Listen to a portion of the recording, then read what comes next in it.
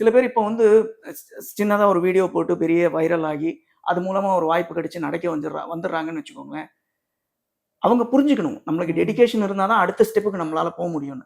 இல்ல அத பண்ண மாரியே இதுவும் பண்ணிடலாம் அப்படின்னு நினைச்சிட்டு இருந்தாங்கன்னா, அந்த டெடிகேஷன் இல்லன்னா மாட்டிப்பாங்க. ஆ. அதுவும் இல்லாம இந்த கோமாளித்தனமா இப்ப பண்ணி ட்ரெண்ட் ஆகுறதுன்னு ஒண்ணு இருக்கு. அதெல்லாம் பார்க்கறது உண்டா? அதுதான் நான் சொல்றேன். அதெல்லாம் பண்ணி, சரி நம்ம இதையே பண்ணி கடைசி வரலும் அப்படியே இருந்துடலாம். நம்மளுக்கு இது மூலமாவே வாய்ப்புகள்லாம் கிடைச்சுக்கிட்டே இருக்கும். நம்மளுக்கு எந்த விதமான டெடிகேஷனும் தேவையில்ல. நம்ம வந்து வேற விதமா டிரான்ஸ்ஃபார்ம் ஆக தேவையில்ல.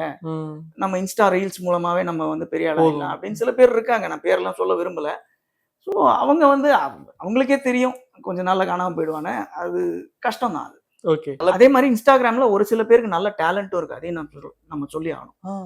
டேலண்டட் பெர்சனும் இருக்காங்க. அதுக்கேத்த மாரி அவங்க வந்து வாய்ப்பு கிடைச்சதுன்னா, தன்னை வந்து அ எவால்வ் பண்ணிக்கிட்டு வேற லெவலுக்கு போறாங்க. இல்லன்னும் நம்ம சொல்ல முடியாது. இல்லாம இந்த மாரி இதுவாவும் இருக்காங்க.